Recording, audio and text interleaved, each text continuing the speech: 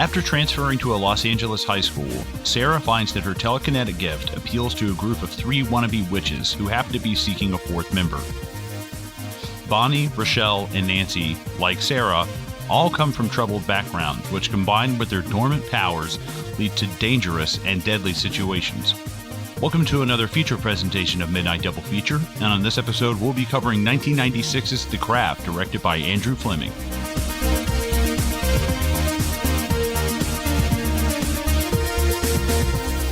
Welcome back, ladies and gentlemen, to Midnight Double Feature, your one and only spot for all the thoughts, all the thinks of Colin and Zoheb, my co-pilot, my co-host.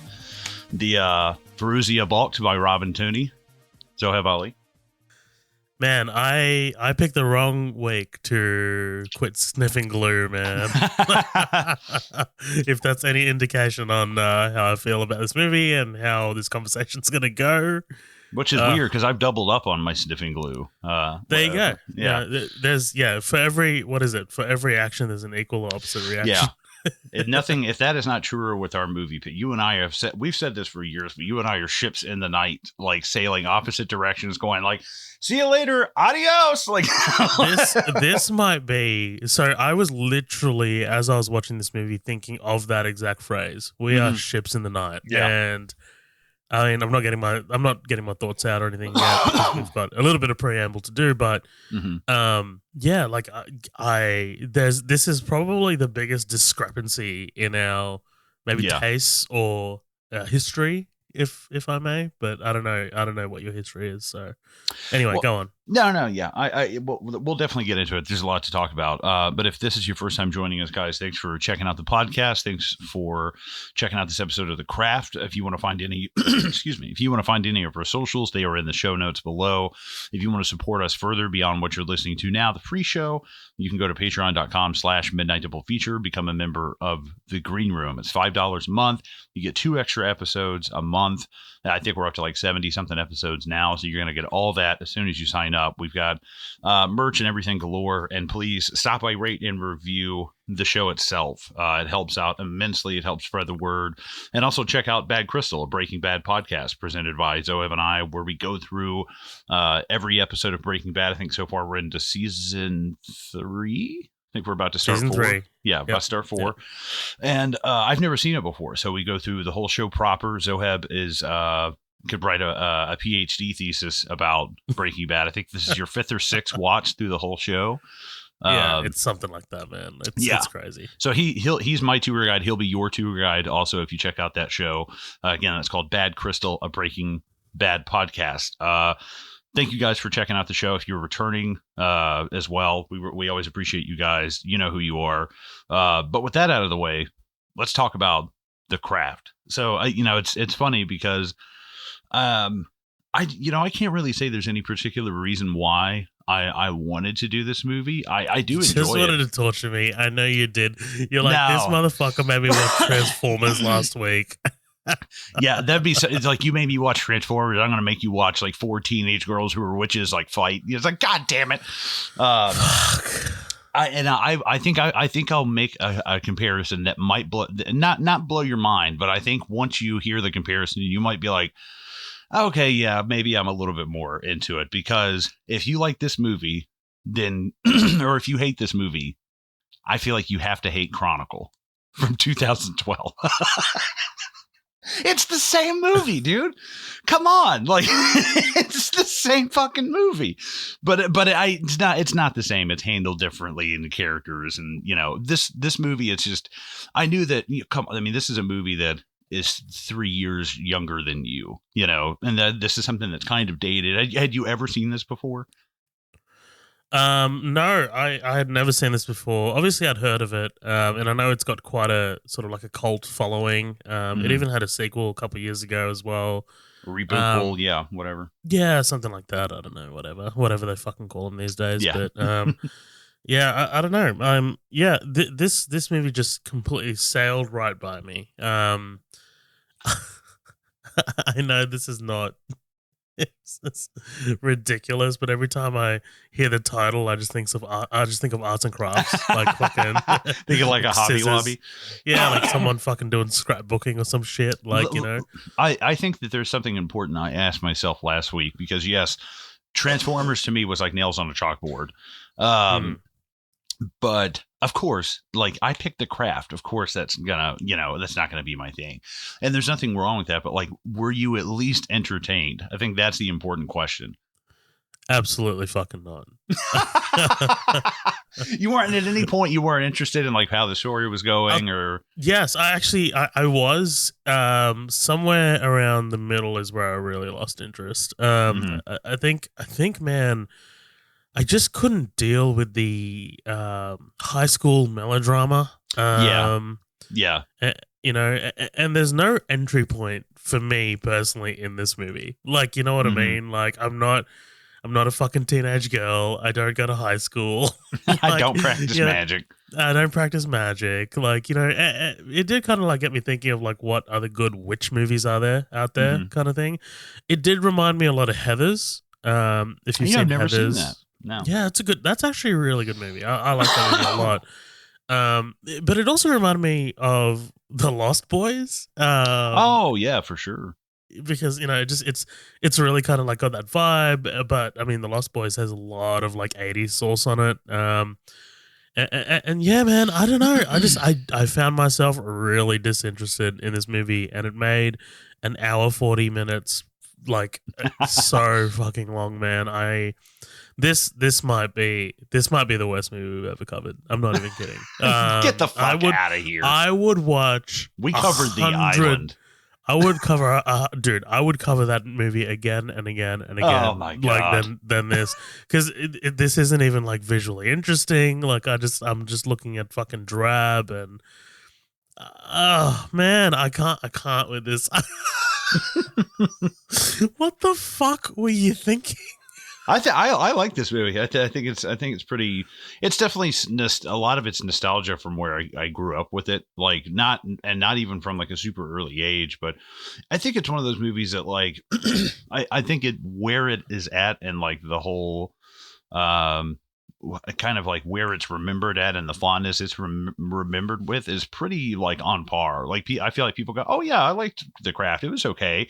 It has like a 6 out of 10 or something on IMDb or Rotten Tomatoes, and I'm like, yeah, that sounds about right. Like it's not, it's good. It's not but the thing is, like, I like talking about these movies because more so than like the melodrama and the entry points and stuff. I think it's more so about how like absolute power corrupts absolutely, and like those are the kind of stories that interest me. And it's the same reason that I like Chronicle. It's the thing of absolute power corrupting somebody who's actually like decent. Or what did Christopher Hitchens say? Never let them forget what they did when they thought they had power, kind of thing. Like how you treat people when you have power is like a reference to, I guess, like kind of who you are really. And right. and I've always enjoyed it's that wish about fulfillment too, right? I mean, like, put yourself in the shoes of like these high school girls who are maligned, or they don't fit in, and then it's just kind of like, oh god, I wish I had these powers, if only, and then what would you do to them? I get that. I think the execution of it is just so like, but that's also such a broad like thing. Like absolute power corrupts absolutely. You can throw a stick and hit any fucking film with that movie, with that theme, and be like, oh yeah, there it is. I'm fucking watching Oppenheimer tomorrow. Like, right. You know what I mean? Like, talk about absolute power. Like corrupts absolutely. Like, I don't know. It's such a broad theme that I'm just like, it's not specific to this movie, and it doesn't justify the existence of this. I'm sorry, that's so fucking harsh. Yeah, no, I think you're way off. Sorry, I'm coming into this movie with my claws out. I hope. Yeah, sorry. I know you didn't come at Transformers this hard, but I I feel. I mean, giant shit all over your childhood. It's a little thing called class. I have none of it. No, I think that. I mean, I think that that's spectacularly harsh on like a movie that's it's not trying to break the mold. It's not something that it's not, it's the same reason I think the same goggles I watch Transformers with, you have to extend that same thing and go like, this is not trying to break the mold. This is a summer blockbuster, Nev Campbell, girl.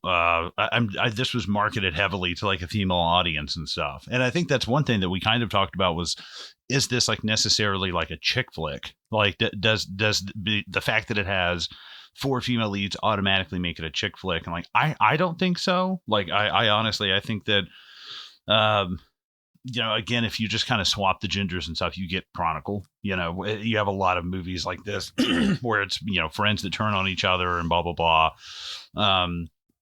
But I don't necessarily, when I think of chick flick, I think like How to Lose a Guy in 10 Days, Win a Date with you want Hamilton. Romance. Yeah, I get that. Yeah. Right. Yeah. But yeah, I don't think it's anything that breaks the mold. It's to me, it's like, it's almost like cinematic kind of like junk food. Like I watch it, I like it, I don't watch it every single day or really, I think it sits right where it needs to sit. But sometimes that's fun. Like when you cover a lot of big movies, like back to back to back to back, like we've been doing, it is kind of nice to be like, yeah, I just want to watch something that's a little bit, more modest, I guess.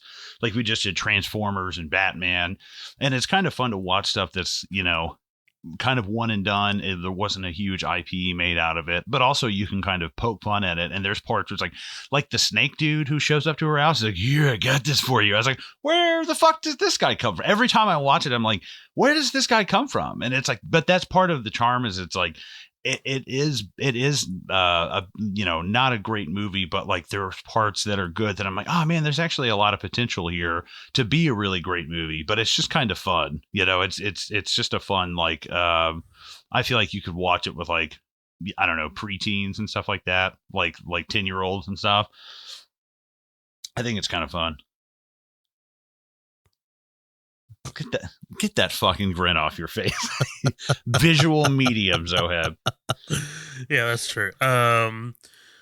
Actually, I have an audio clip here that I would like to play of something that Zoheb sent me a long time ago. Hold on really quick. I gotta adjust my mic. I hate women. Yeah, I mean, you heard it.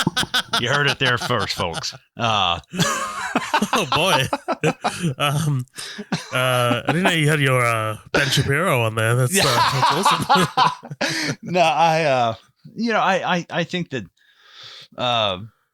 sorry, man. Fairuza Balk is just tough to look at. She looks like a junkyard dog in this movie. She looks like Tim Curry.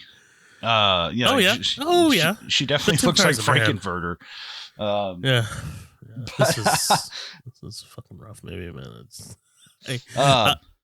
I actually I do give you credit for everything you just said, because that was like everything you said completely makes sense. You do hate women. I want to say that. I do hate women. Everything you said just makes, even though hating the women, patriarchy will live again.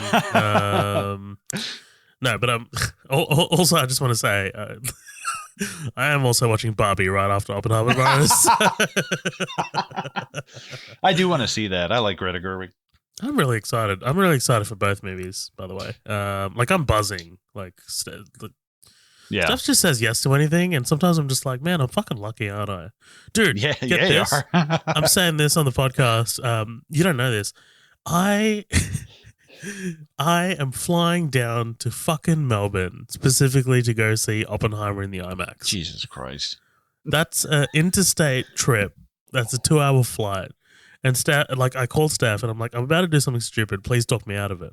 And she goes, no, that sounds nice. Let's spend a night there. I was like, what? That's fuck.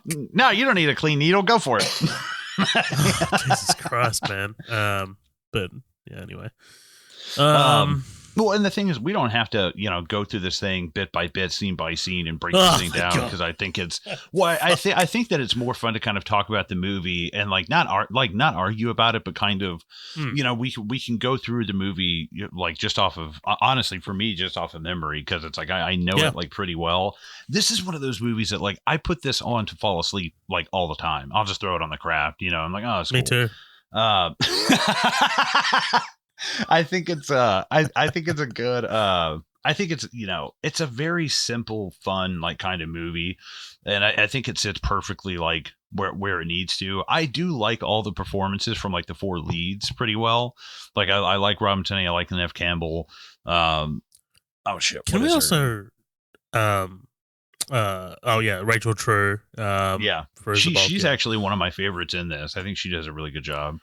Dude, I was like, where is she from? Where is she from? And I was like, oh, she's from Half Baked, which is the movie that Dave Chappelle Oh did. yeah, Yeah, yeah. The Jim Brewer, yeah. I forgot about I that. got some booty. I got some booty. Yeah. But what I do like is kind of like the LA sort of like aesthetic at that time. So Hmm. you know, as they're like walking along and you just see like people in the park and shit, like just in the background, just, you know, burning shit and whatnot. And I'm just like, oh Yeah. yeah, I kind of like, yeah, I like the aesthetic. And I wish there were more things like, for example, as they're talking at the beginning here in the, you know, we don't need a fourth, blah, blah, blah.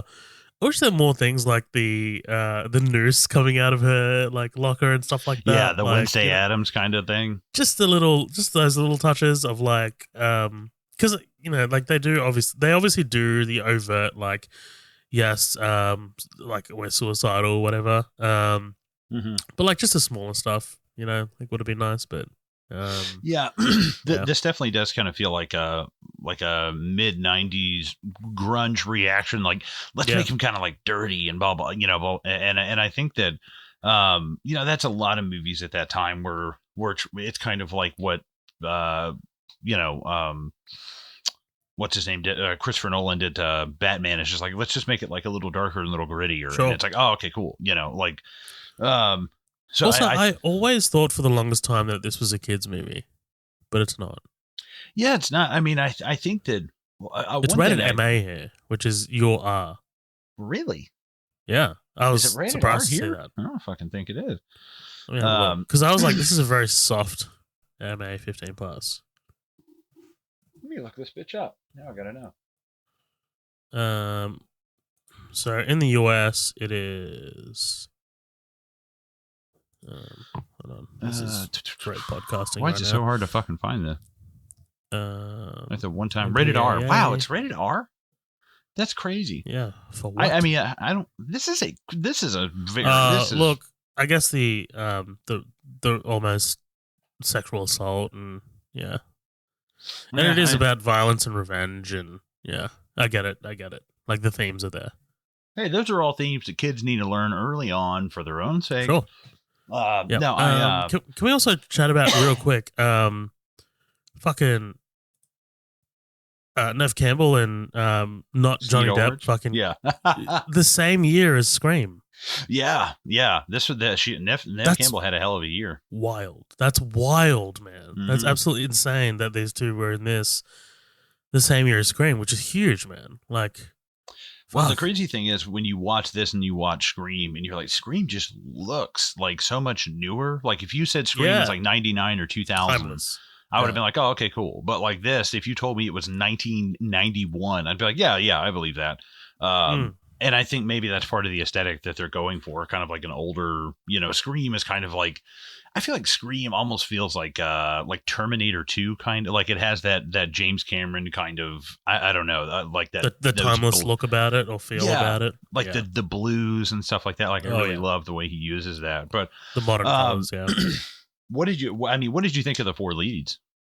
Yeah, I thought they were fine. I know Robin Tunney from Prison Break. I think that's what a lot of people would know her from. Empire kinda- Records, yeah. Oh yeah, there you go. I thought she was the best, obviously, because she's the one that has to do the most sort of like heavy lifting. I don't know. I can't get on board with for Isabel. I think you know this movie kind of like rides like it lives and dies on her shoulders because she's so she's like the face of extreme in this movie. But then like all I start thinking about is her in American History X and Yeah. and I'm just like, Water oh, Boy. man. I mean, she worked in the '90s. She fucking ate, dude. Yeah, she did. Yeah, she did. I think Nev that there's- dude, this unlocked my Nev Campbell attractiveness. I mean, I've seen her in like you know fucking Mhm. Wild Things, right? I mean Sure. specifically just a couple of scenes in Yeah. the Wild Things. But I mean, she's kind of like overshadowed by Denise Richards in that movie, but like she's incredibly gorgeous in this movie. Like, Oh yeah, well, and it's weird to watch this and go like she's she's basically like towards the end of the movie becomes like a henchman. You know, she's kind of yeah, relegated to like third or fourth bill, and you're like she is about to star in like a genre defining movie in she's the about to same become a year. star. Yeah, Like this, I feel like maybe that's part of the reason why maybe this was filmed in like '94 and it didn't come out until like I don't fucking know. I'm probably talking I buy totally that. out of turn. I definitely buy that. Yeah. I forgot Breckin Meyer's in this. The his little friend. Like I And didn't he's know. good. He's kind of good in this. I'm not gonna lie. He's a fucking shitheel, but you know Yeah, he's. he's good comedic relief. But it's okay because he's about to star in fucking Garfield. Oh my god, I forgot. So when Joseph hits puberty in King of the Hill, and I don't know, I know you never watched it, but a character and between the third and the fourth season comes back, and now he's like 6 foot tall with pimples, and like his voice is lower, and it's Breckin Meyer, and I was like, oh, that's cool. Like it's just some minor character that he plays on King of the Hill. And of course, Rat Race, right? I fucking love that movie, Rat I Race. wonder whatever happened to Breckin Meyer. I don't know. He died a horrible death. Jesus. But no, yeah, I think these kind of movies are what like attracted to me like as a kid, like stuff like The Craft and like where somebody like people start getting powers like Chronicle and stuff like that. I've always loved those kind of what is the kid from Jurassic Park and he's in Bohemian Rhapsody and stuff. I can't remember, it's Joe Mazzello or something like that. Yeah, Um, yeah. he was in a movie I watched growing up called Star Kid, and it's about this suit that lands, you know, in a junkyard in his hometown, and he takes it over and starts fighting and blah blah blah. But it's like it feels like that kind of like wish, like you said, the wish fulfillment. But I do like it's kind of like it has that Goodfellas kind of turn when it's like everything's good until it wasn't Sorry. kind of thing. like the Sorry. and shut the fuck up. Can't wait to Like fucking say this. and Goodfellas, like halfway through, like you're happy and you're like, dude, this is going awesome. And then eventually it's like, oh, okay, now we're finding bodies in freezers and stuff. And it's like, absolutely. I mean, Goodfellas to starts me, with. Oh, sorry. I always call it the good. I always call it the Goodfellas turn because it's like that's the one movie that like I turn it off about halfway through it because I hate watching the second half. It's like, no, Right. I want to like eat at the Copacabana and like do cool shit. I don't want Paulie to think about shooting us in the back of the head, you know? You're right. It's not fun. There's a point where it's not fun anymore. You know, as a viewer, it's not fun anymore. And I think, you know what? I think you kind of nailed it because that's when I started to become less interested. Mhm. You know, like I was interested in them kind of like sorting out their predicaments as they're getting their powers, right? So all four of these guys, like, all four of these girls are like using their witchcraft for, you know, their own personal reasons. Mhm. And that's fun to watch. But then dealing with the repercussions of that is not so fun to watch. Yeah, but like you kind of nailed it. Like the Goodfellas thing, you know, as far back as I could remember, I always wanted to be a gangster, and you know, like the montages are all bright, happy music, whatever. And then you know, at the end, it's fucking everyone's getting their comeuppance. You know, Right. it's the Yeah. same thing in Wolf of Wall Street. It's the same thing in Casino. Like it's all it's I It's all completely understand downhill what you from mean. here. That Yeah. you know what? Now that you've actually couched that movie in this structure, in that kind of framework, that makes. I'm not going to say it improves the movie for me, but yeah, that makes total sense. Yeah, well, it's again. I know I'm just repeating myself, but that's why I love like Chronicle, and that's why I love From Dusk Till Dawn. Like From Dusk Till Dawn, you're like, yeah, we're robbing banks and we're shooting, you know, truck drivers, and then all of a sudden you're like, whoa, whoa, whoa, whoa, whoa, whoa, whoa, whoa, whoa, and it's like you don't know. It hits this turn where there is no going back after this, and like you've put a foot. Like what's funny is the movies you named off are the movies that like that is your genre, like Wolf of Wall Street, and Oh yeah, it's and they're all Scorsese, so right. And for me, I would go like Chronicle, The Craft, From Dusk Till Dawn, like paranormal, supernatural, people with powers and werewolves and vampires and all that stuff. And I think that that is part of the appeal to me, is like the, at the first half, like I made a short film with one of our guest hosts sometimes, Matt Prater. I made a short film with him a long time ago, and the fun part is kind of like leading up to it, and then about halfway through it just turns like really, it turns to shit. And I've always loved that kind of Pet Cemetery, which is based off of like the Monkey's Paw like short story. Like there's so many stories that have that. But there's something I don't know. I know, for two guys, it's maybe not our kind of like, I certainly don't feel like educated enough to talk about it, but I feel like there's definitely a line of like feminism in this where it's like you're already fighting all these external, there's like the teachers, her dad, Skeet Ulrich, not Johnny Depp, greasy some bitch. There's all this, there's all this stuff going on. And then, when they, it's funny because like they all kind of found each other and it was like the sanctuary, and then they ended up turning on each other. And I feel like maybe there's a message there of like, you have to, like, the worst kind of, I've talked to Lindsay about it, like my fiance, and she's like, the worst thing is when there's like women who fight other women and argue and talk shit about, blah, blah, blah. And it's like, we have enough shit to worry about out there without turning like on each other. And I'm like, I've always thought that was really a really interesting way to put it. And I do think there is some kind of subtext there, but I don't feel educated enough to even begin to talk about feminism in 90s cinema. I think that's incredibly well put by Lindsay, because it does make me think back to high school when,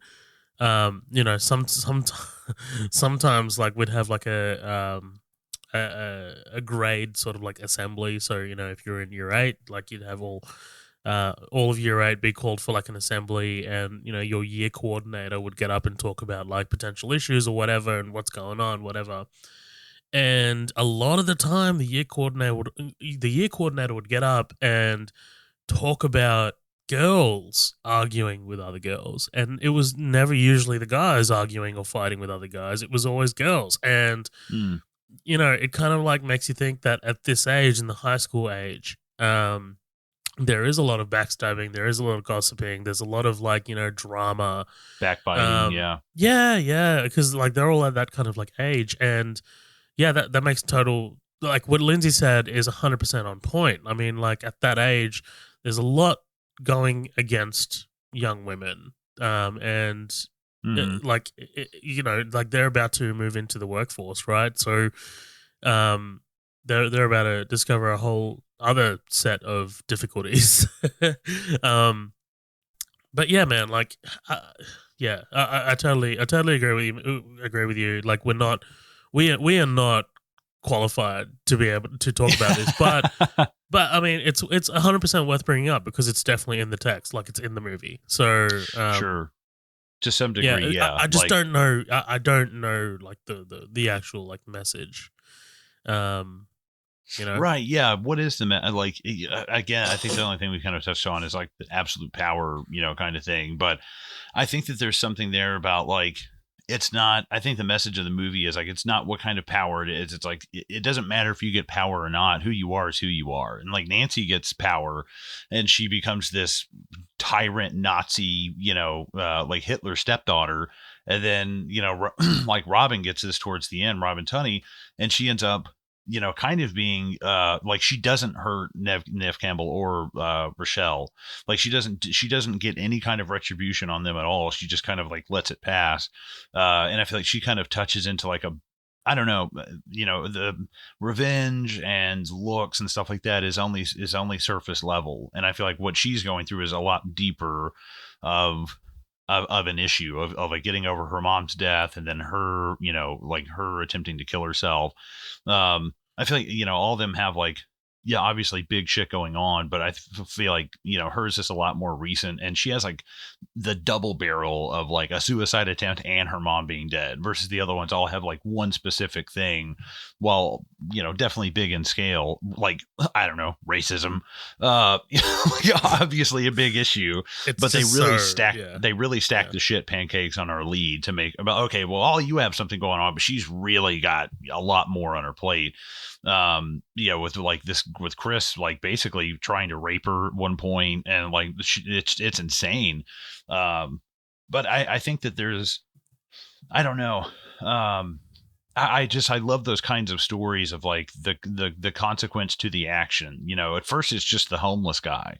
You know, the homeless guy gets hit by the truck, and that's fucking brutal, by the way. If you go back and watch that, and he gets sucked out the back tires, and you're like, oh Jesus Christ! Like I just saw it, and I was like, okay, yeah, maybe this is rated R. It is actually kind of brutal.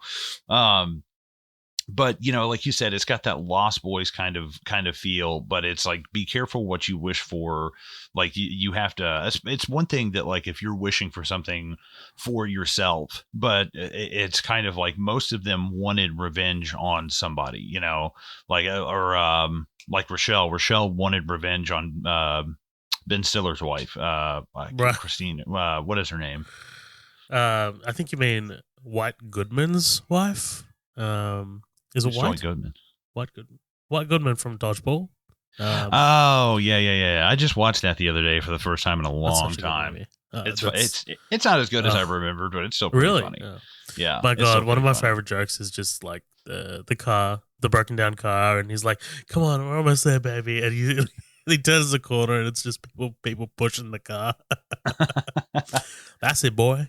Get up there, nice and deep like. Yeah. If you haven't noticed, I'm going to make a lot of tangents on this episode to avoid talking about this movie. No, but actually, you know what? I'm actually on Breckenmeyer's Wikipedia page, and under early life, it says he also slept in a closed coffin for several years in high school. All right. Now I can sleep good knowing that. What? Well, and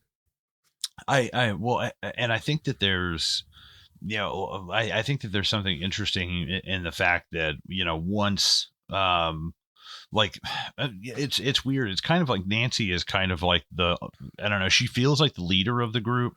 And then when Robin shows up, it feels like there's this kind of like equal, like, you know, or not, I keep saying Robin, Sarah. When Sarah shows up, I feel like there's this equal kind of, you immediately feel like Nancy is the black pillar and Sarah is the white pillar. You know, you feel like those matching, like, I don't know, when I'm looking at them, it's like Feruzia Balk is jet black hair and these big gums and teeth and these huge blue eyes. And then you look at Robin Tunney and it's like quaint features, brown hair, definitely rocking a wig, by the way. Quiet as well. Like, even the way they present themselves, because like Feruzia Balk's very loud and outspoken, right? Mm-hmm. And then Sarah is much quieter, and obviously because she's new, but yeah, I had such a crush on her when I was a kid.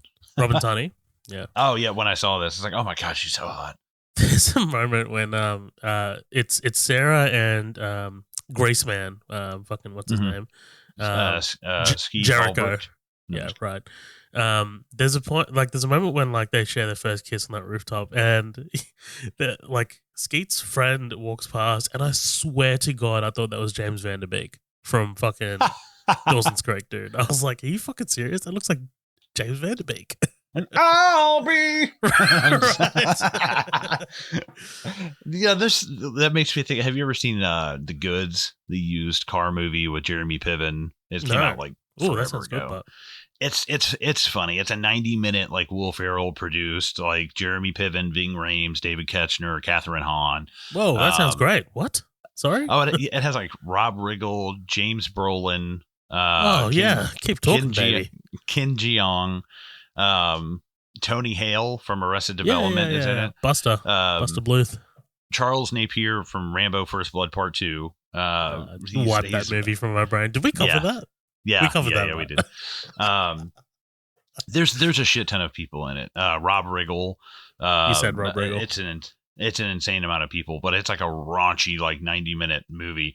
But The Goods, Live Hard, Sell Hard. I will follow Jeremy Piven anywhere after Ari Gold. I've watched a little bit of that. I mean, I like, you know, seeing him and stuff, but I'm not like too hung up on him. Like he's good though. But what's his name? Ed Helms is in it, and he's in a boy band. He's like, you're in a boy band. He's like, we're men over 30, so we call it a man band. And anytime they pull up to a vehicle, anytime they pull up in their car, like in a vehicle, their car will like pull up and it goes, and I swear, and then the car cuts off.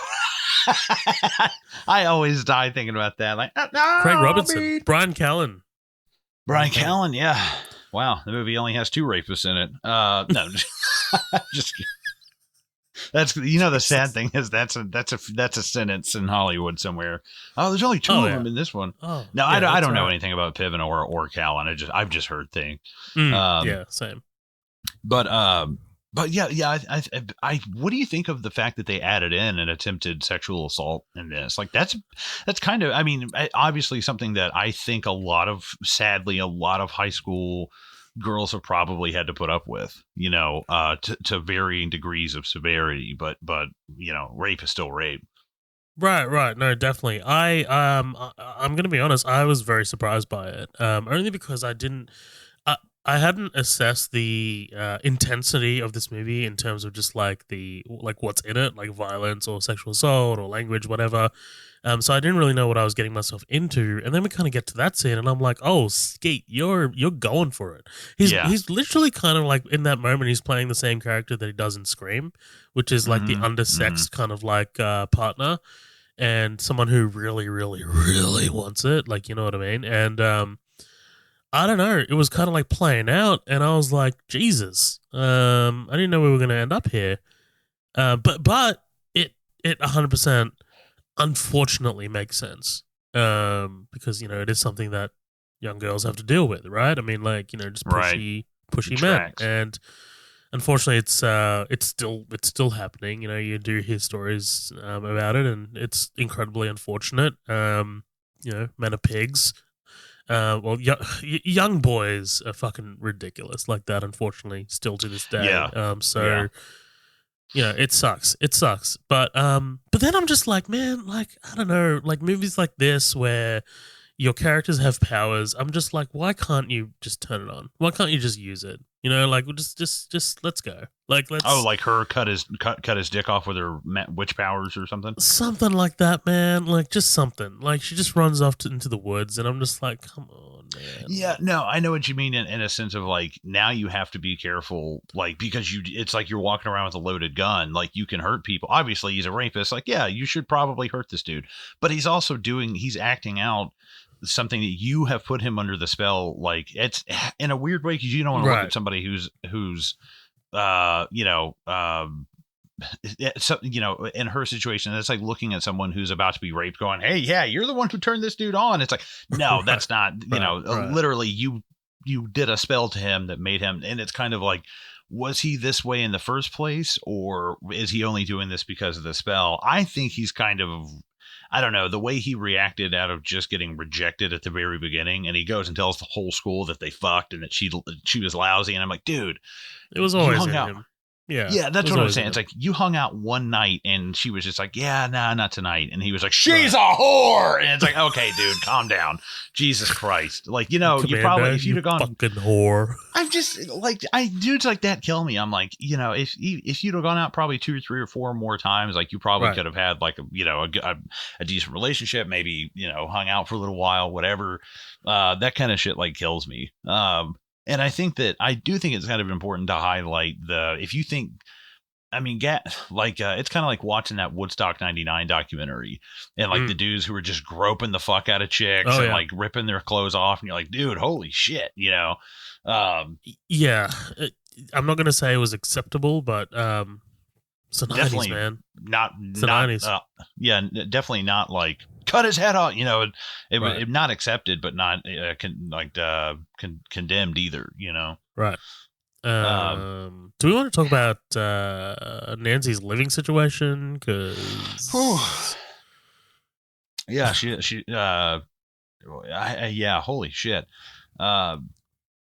This is one of the few parts of the movie where I'm just kind of like, okay, this is so like, are there kids who live in situations like this? Sadly, probably, but at the same time, it's like, it is so, and like, she literally goes to sleep with the rain hitting her in the forehead. I'm like, there's a whole room around you.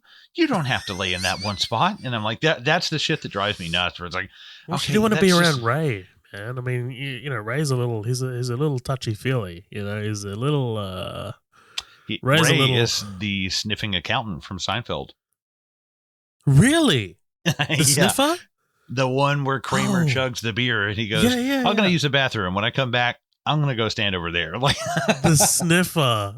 Yeah, because Mhm. doesn't Elaine call him the sniffer or something? I don't know, but yeah, like it's Yeah. I got to revisit, but yeah, Razor. There's some subtext here. I mean, Yeah. Oh, yeah. Her mom is like a Muppet. Her stepdad is like the sniffling like accountant. crack addict or some shit. Yeah. Well, and I like the conversation like in the background where he's like, "Oh, it's the storm, the power's out," and she's like, "How come none of the neighbors is how come none of their power is out?" Like, if I feel bad for anybody in this movie, I feel bad for Nancy's mom because it's like her I guess her husband dies. It seems like Nancy's stepdad, and then her Dog. daughter gets sent to a mental institution. No. I don't feel bad for Nancy's mom. She fucking bought with $75,000, by the way, which is nothing. Um, Oh, is that what he left him?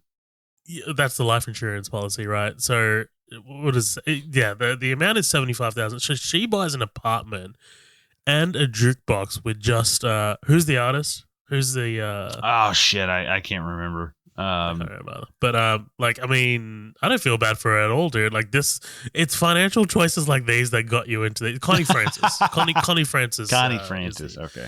And I'm just like, no, you get no sympathy from me, woman. Like you're where my taxes go. No, thank you. Yeah, well, and I think that there's no way that she after losing a husband and then your daughter being locked up, like she dies of cirrhosis of the liver in like 5 years, Right. Like she'll blow through Or that like 75 an STD or some grand. shit. Yeah. Yeah. I as a kid, Robin Tunney, as a man, Rachel True all the way.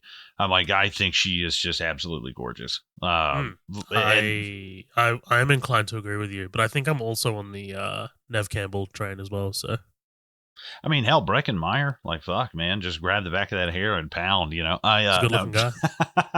No, it's so funny. Nev Campbell, like for one thing, they try to downplay her and like, look, she's wearing a turtleneck, and I'm like, okay, like I don't care. She could be wearing a hot dog costume, and I'd still fucking have sex with her. Right.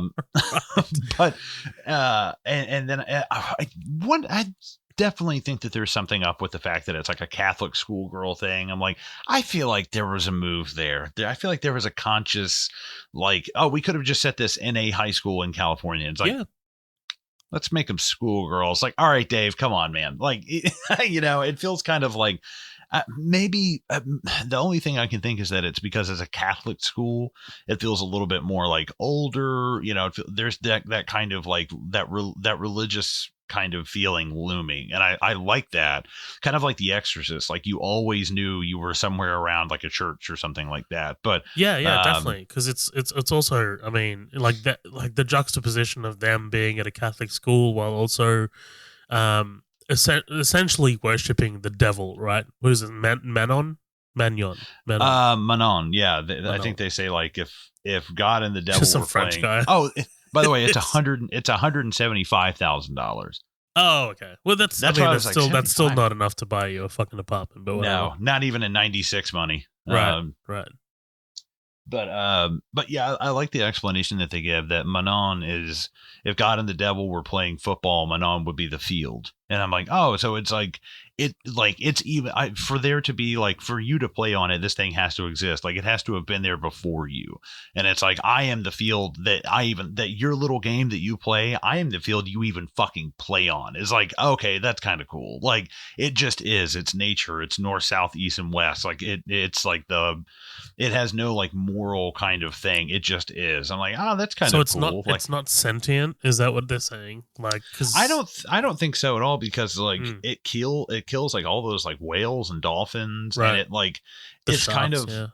I think that it just bends to whatever will of the user, but you also have to be careful. Like I don't know who the fuck they get this gypsy lady who runs the bookstore, like that they were just like, yeah, throw some Albanian woman in there, they'll believe she's fucking. Oh, you mean the Chinese guy from fucking Gremlins? That guy? Yeah. That's another like I get it, like it's she there does need to be that character outside of this group for her to go to about these problems, like I feel like it's the kids in Silver Bullet going to Uncle Red, like kind of thing. Like you've got to have somebody who's not like who's outside of the situation and understands what's going on. She sells She sells the book to Nancy. She's like, you don't want to mess with that. She's Yeah. like, you don't want to mess with. She sells it for for $20. $20. Hey, you want to kill a couple of your friends and ruin your fucking life? Well, give me 2 tickets to Oppenheimer. It'll be $20. The same fucking amount. Oh my god, man. She's like, you know what? You're gonna ruin us all to damnation, but I still gotta turn a profit, baby. Let's go. Yeah.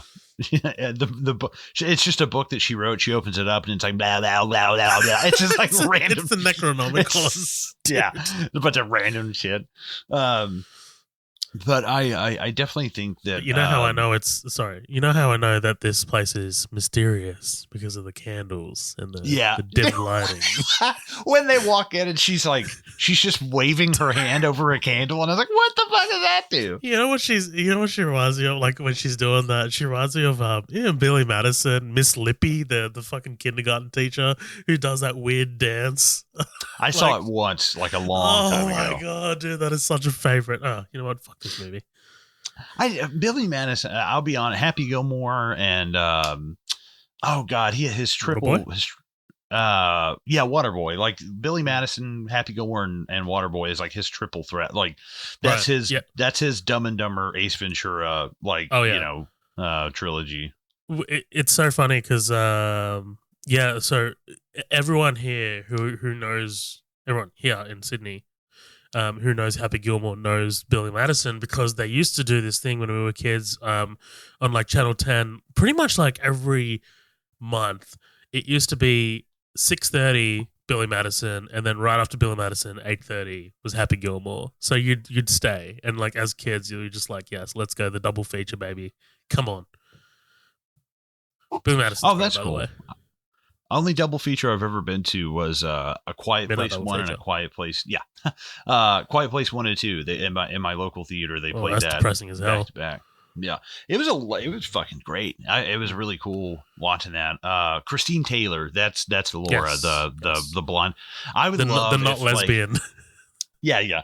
Well, the thing that I would love is, like, she's blonde haired and she's blue eyed and she hates black people. They feel like they're mean to her and all of her hair falls out. So she's bald and she like starts getting like swastika tattoos and like becomes a skinhead. And they're like, we probably should have just killed her. But she's just depressed because she's married to Ben Stiller. Yeah. Dude, the woman who does Nev Campbell's like back procedure is the braless woman in Seinfeld. She's the O'Hare candy bar. Sue Ellen Mishke, that's her name. Man, there's so much Seinfeld in this episode. I do disagree with you with Fairuza Balk, because I feel like where at the beginning she kind of like flounders a little bit. Like I feel like she plays her character. I don't know. She hits her for me like 60% of the time, because she's trying to seem like I'm a badass and I'm a rebel, but she is just kind of a scared little kid. Like, and when you see what she goes home to, you're like, okay, this is just a scared. They put on this tough persona and blah blah blah. But then when she actually summons Manon and gets all the power and stuff like that, the way that like. The way that she acts, the confidence that she radiates is when I'm like, okay, that's when I like the second half of the movie, is because it's like seeing Dane DeHaan turn from the sniveling little kid into like knocking the fuck out of his stepdad, and you're like, hell yes, like I'm here for it, I like it. But there's maybe I get what you're saying, and I don't know, but Dane DeHaan never pretended to be the leader of that group.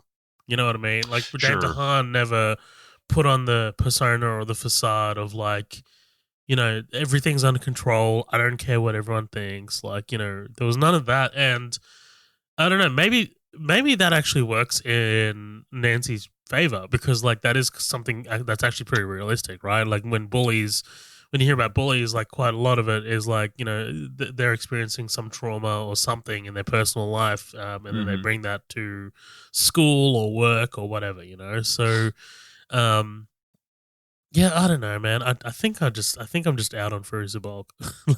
She's just so. No, I feel especially because there's moments where she's so out and like when she kills all the sea creatures and stuff on the beach, and she's like, he's in everything. I'm like, okay, got it. Like, thank you.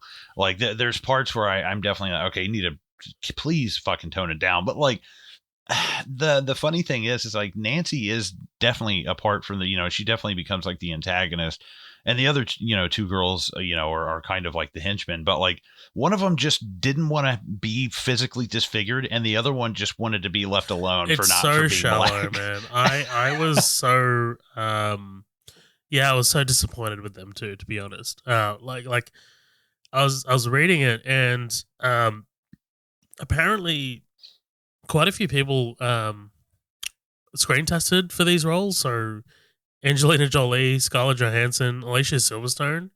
Damn. Silverstone at this time was killing it, by the way. Mm-hmm. Like, she was in Clueless and shit. But then, yeah, so I can't imagine her in this. No, neither can I. But Rachel True and Fairuza Balk were first to be cast, and they actually rewrote the character of Rochelle around the casting, right? So, but it feels so shallow. Like, it feels so like, oh yeah, we called you black a couple times, and whatever. Yeah, I think if you take this movie and you dial it back on certain things, and you make this like a PG-13 rated movie, and you make this, because it feels like, yeah, we're in high school, but this isn't a movie for adults. Like this definitely doesn't feel like something that I would show a 10 Nothing's or a 12 developed or a 13-year-old. Everything feels a little half-baked. Right, that's what I'm saying. Is it's like it's heavy themes, but it's rated R. So, so these kids can't, the younger audience can't see it, and it's like, well, isn't this kind of like what we're like? I understand. I like Rochelle's thing of, if you want to, if you want to dig, what is the thing about if you search for revenge, dig two graves, like kind of thing. Yeah.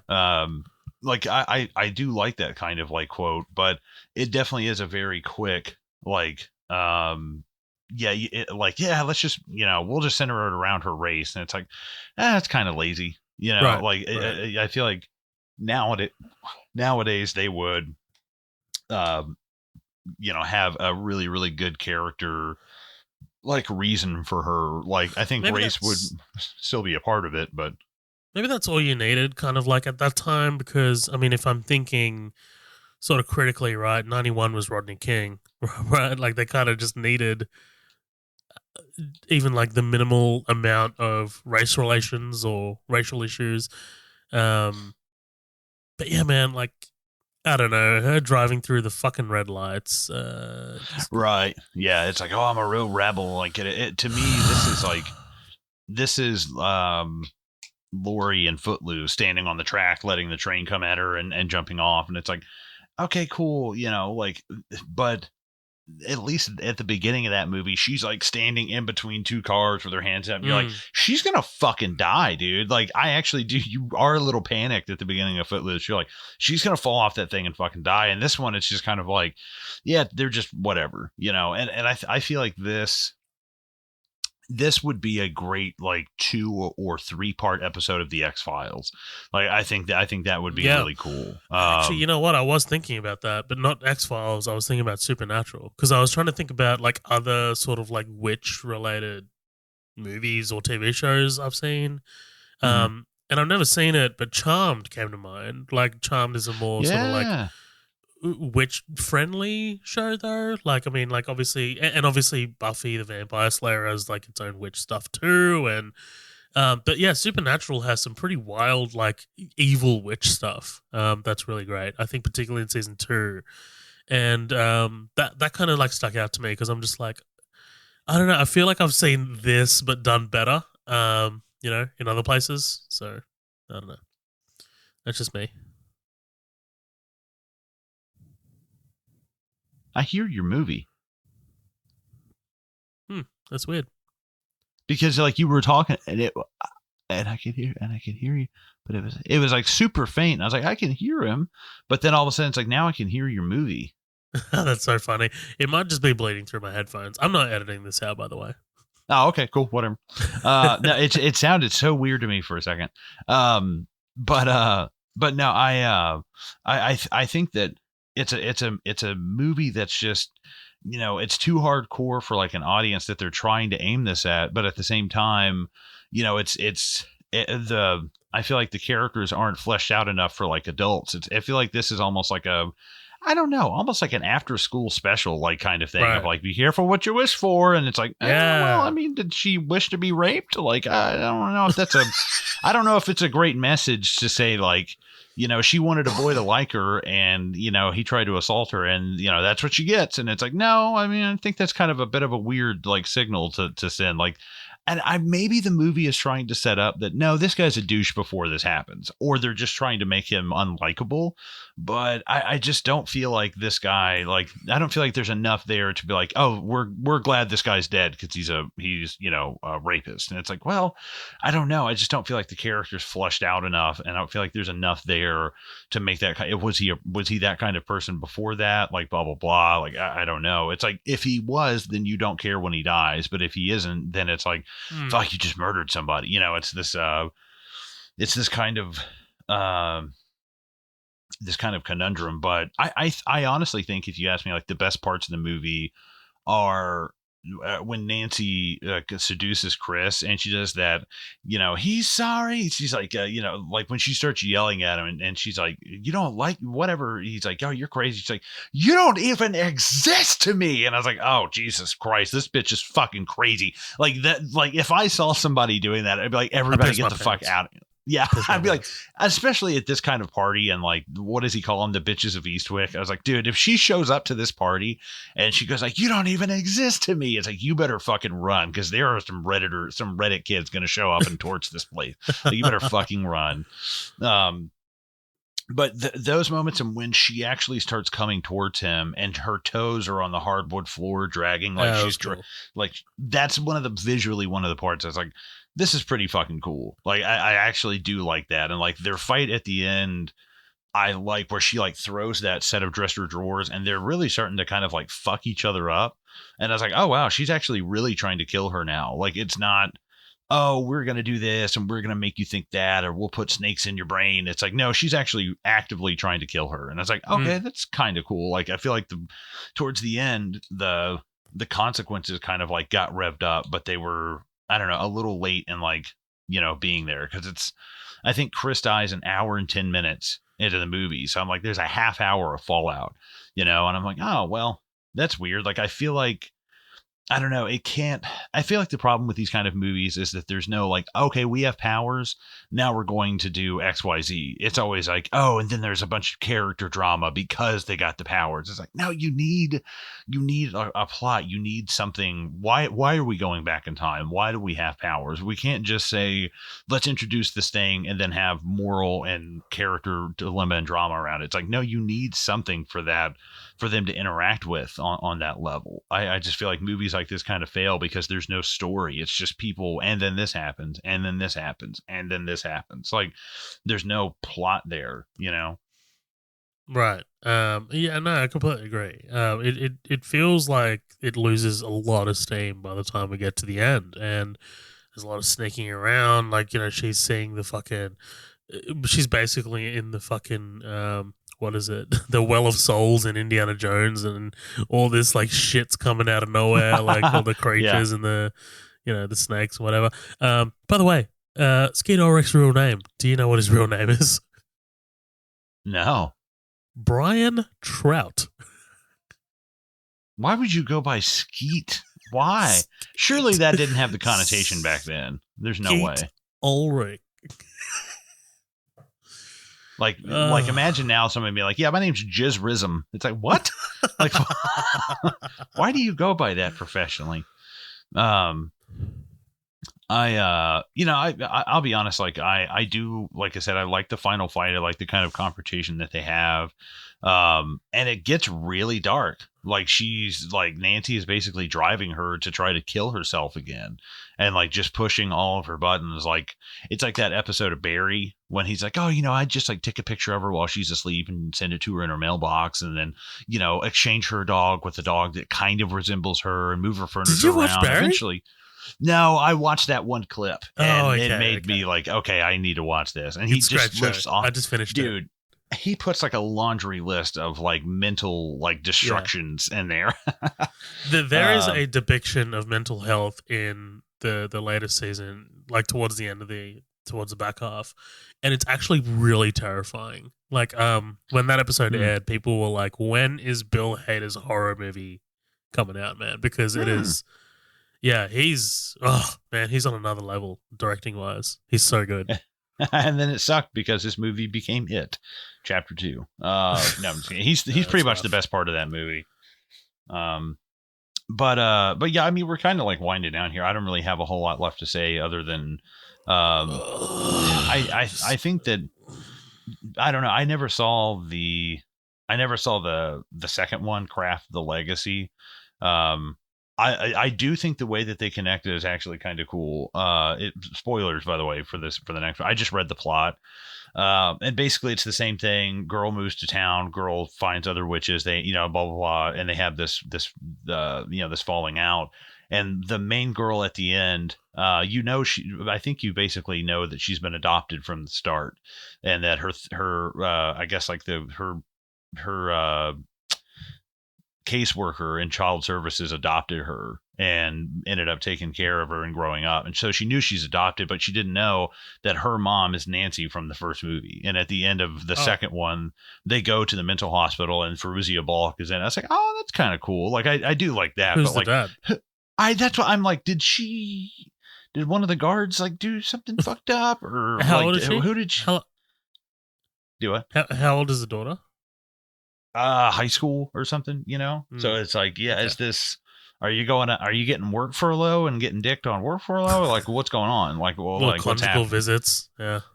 Right. But I think that I don't know, this movie, it feels like it's trying to be like, I don't know, not generic, but like the one thing we haven't touched on at all is like the CGI, and parts of it are just absolutely terrible.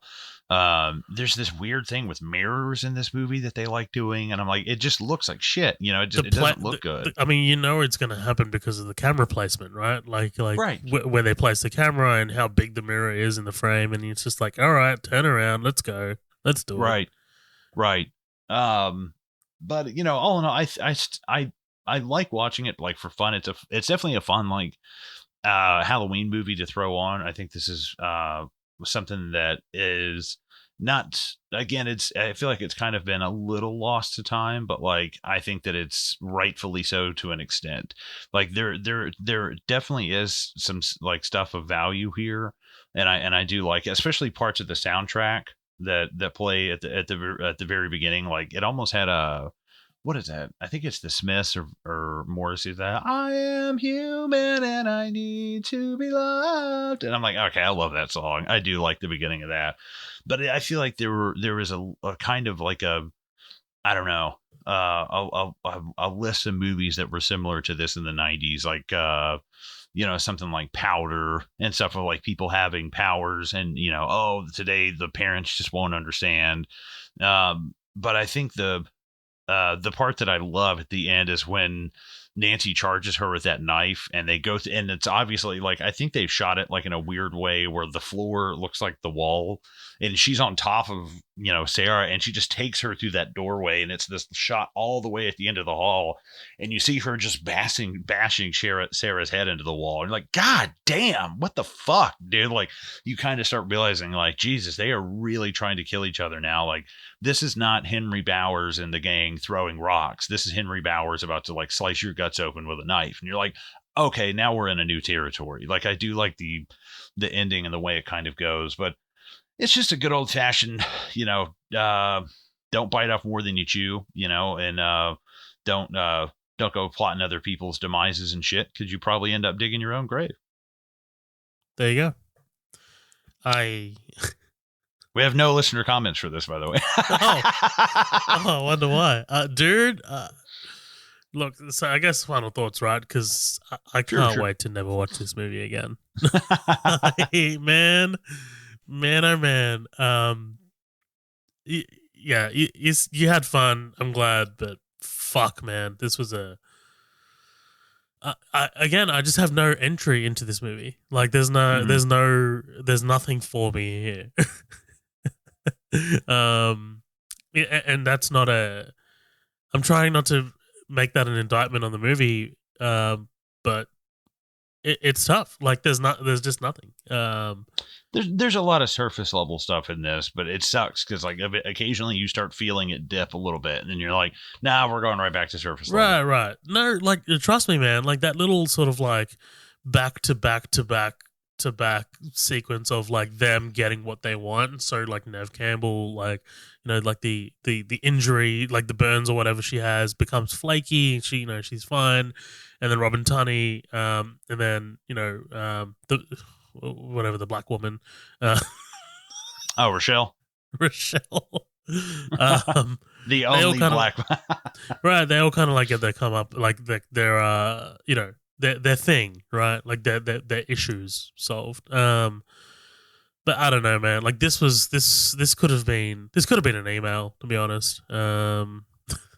This is I am lost for words. I had a this felt like work. This felt like work to me. Well, yeah, I mean, there's those movies every once in a while that the other one picks, and we're just like, man, this movie, I would never have watched this under normal circumstances. But, I think I think it's good. It's good to watch stuff that you don't like. Honestly, I think it's good to watch stuff sometimes that like, because it sometimes will help you like sharpen your teeth like critically and watch stuff and be like, what is it that I really don't like about this movie? And one of my things that I hate about this is at the end when Rochelle and Nev Campbell show up and they're like, yeah, and she's like, no, fuck you, what the hell, like, you tried to kill me. That part always makes me laugh, where I'm just like, I love how they showed up like, what's up, girl? And it's like, no, I don't fucking think so, man. Get away from me. You tried to murder me. You tried to make me kill myself. So Robin Tunney's like, you tried to kill me and my wig, and I will not have. I think she might have had her head shaved for Empire Records, but I'm probably wrong. No, you're right. I just read that. Oh, okay, cool. But yeah, let's wrap it up and let's get out of here, guys. If you made it this far, God bless you. No, thanks. Thanks. For, no, I'm just kidding. Thanks for listening. We went a little bit different with this one, just because it's an hour 40 something minute long. I feel like I don't want to go through this thing scene by scene and break down every little thing. But I do think it's a fun movie to talk about because it does have a style and a substance to its own, but at the same time, it's definitely a flawed movie. I feel like I haven't seen the second one, but it could have been a really good remake, and I have no idea. But I definitely think that there's still. I think it got lost to time because of COVID as well. No one talked about it, and they just kind of like dropped it. Mm-hmm. The crazy thing is watching something like this is like, I always think somewhere out there, this is somebody's favorite movie. And, that blows my mind. And I'm like, well, what is it about this movie that they like so much? And try to kind of look at it from their point of view. But I had fun. I definitely had fun talking about it. I put this on every once in a while from time to time, and I'm sure I'll watch it again at some point, but I almost never sit down and watch this thing like front to back. Like, I'm really going to get into the minutia of the craft. It's like, I do think there's a lot to talk about, but when you start to dig, a lot of it's kind of surface level, and it's like, what are we trying to say with her getting assaulted? What are we trying to say with, Rochelle being victimized because she's black? Like, what are we trying to say about these things? And when you really start digging, it's really just a reason for these characters to have any kind of conflict. It feels like, oh, you're black, there's a conflict. Oh, you're poor, there's a conflict. Oh, you're disfigured, there's a conflict. It's like, I don't know. I guess that works, but maybe just don't make them so generic. I don't know. But that's my final thoughts, guys. I appreciate you listening. We hope you enjoyed this episode. If you want to stop by, rate and review the show on iTunes, let us know how we're doing, and we will catch you on the next one. Bye.